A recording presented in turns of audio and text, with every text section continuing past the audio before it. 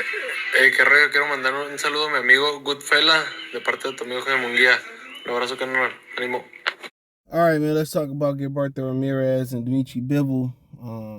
I could have did this after the fight last night. I just didn't feel like it. I just went in to watch, back to watching the football game, whatever, Tennessee and Georgia, which that wasn't much of a football game.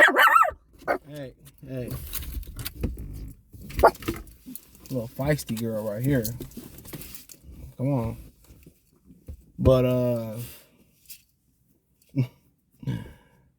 power went out. Then they cut it back on this morning. Then it went back out. So hopefully it'll be back on tonight. But yeah, I watched that fight. It was trash.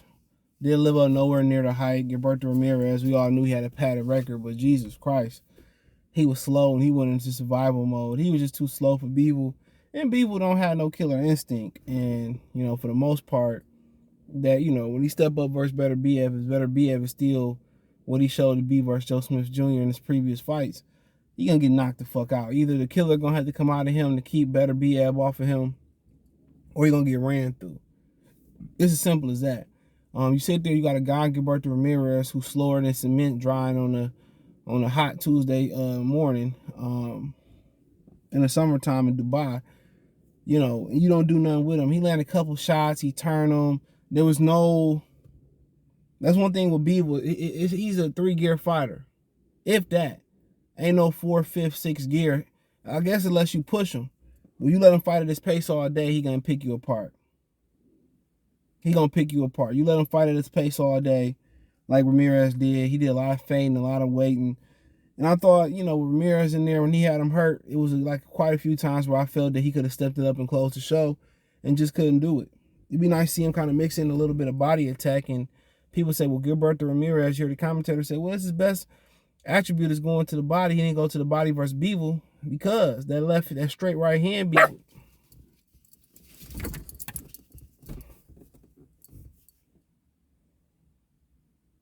That straight right hand by Bivol, it tamed his ass. A couple left hooks tamed him too. So it tamed him. He just wasn't on that level. With 44 victories and no losses, no draws, he wasn't on the level of Dmitry Bivol. Bivol foot movement, feint, with his hand and feet, everything was, too much for him. The power was too much for him. Bivol was hurting him. And it just wasn't with Bivol, just couldn't step it up. And if that was a couple shots to the body, then ripping the uppercut, his punch variety ain't all that neither. But shit, when you got foot movement and hand speed and power like he do, you can just do what he do. He didn't do nothing more than he was supposed to do. It was at one time late in the fight he did try to step up and get the stoppage. He did. He tried to step it up and get the stoppage, but credit to Ramirez, he bit down, and people say he wasn't the same or usual aggressive self, and that's what good fighters do. That's what good fighters do. So that's what good fighters do. Sit. That's what they do. They take your best attribute away. That's exactly what they do. They take your best attribute away. And that's what he did. And Bivol and Ramirez just wanted to finish on his feet, and that's what it was. He was just too slow, not enough power. Fight punches didn't have no snap on there. Just a big guy, and maybe one of the reasons Bivol couldn't get the stoppage. The dude was big as hell on fight night, but he wasn't skilled enough. He didn't have enough leverage. He didn't have enough skills to tame him. So. That was in there. That was an A fighter in there, B+ fighter in there with a D level fighter. I can't even say he averaged for the, girl. I could have left you in the backyard. You can't say that he averaged for. I can't say that he averaged for the division. I don't think so. He padded. I think it's several guys in that division to beat him. Joe Smith Jr., Better BF, obviously Dmitry Bivol. But I think maybe even Anthony Yard beat him. Joshua Buatsi maybe even beat him. So, I mean, like I said, what's the kid? I can't think of his name. There's a couple guys up there that'll beat him.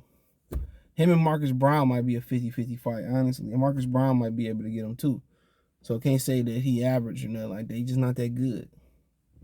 Top Rank stunning his growth by not challenging him with better opposition. And Golden Boy just, tried to get him in position to get a shot. He tried to do the independent thing for a while. He's just not that good of a fighter. It's as simple as that. So I don't ever see him capturing the world title at 75. A lot of people have to vanish. You know what I'm saying? At 75, him to get a title. Girl, stop.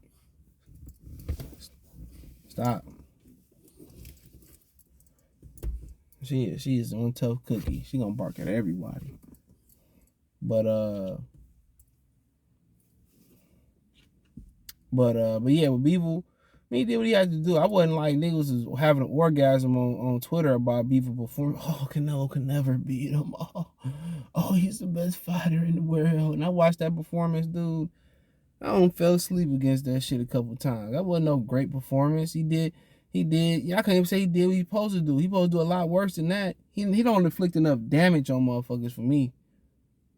For the type of guy he had in front of him, he don't have extra gears to really step it up. I mean, he don't. That fight was terrible yesterday, and a lot of people were saying it could be a fight of the year candidate. That's what I believe it could be. That's why I did a prediction video on it. But he just don't. He don't have enough. He don't have enough aggressiveness or killer to sit in there with Better BF. As long as Better BF don't get old overnight or whatever, nothing like that. He don't have enough. And he might. Better be somebody might have to bring it out of him. You know what I'm saying? But if he had that, it'd be unfair. Hand speed, footwork, feints, defense, offensive defense, counterpunching, able to lead. He control distance really good, get leverage on his shots a lot. Only thing you really don't like is there ain't enough punch variety when you talking about uppercuts and, hooks to the body and all that type of stuff. So, if he had that, if he had just a little bit more aggressiveness, he'd be a perfect fighter, damn near. So, but, the way he control range and distance, it's a lot of punching. It's a lot of power in that backhand. It's a lot of power in both of them hands, low key. And Ramirez got stunned and got sent to the ropes quite a few times too, with that power. So yeah, it was a straight performance, unanimous decision. But I like to see more aggressiveness versus from Bivol, But hey, good win. Thumbs up the video, share the video, subscribe to the channel. Next subscribe button is the bell icon button. Hit all notifications, increase your chance notifications. We go live and drop a video. Financially, want to support the channel. Cash App, $CJ Good 313. Venmo, CJ Good 313. PayPal link in the description. Hit the link tree. Find me on Twitch, Twitter, Instagram, Spotify, Anchor, Cash App, Venmo, PayPal, Apple Podcasts, Google Podcasts. The whole 9, Cash App, Venmo, PayPal there. Appreciate the love support. Link to the first link in the description. Peace.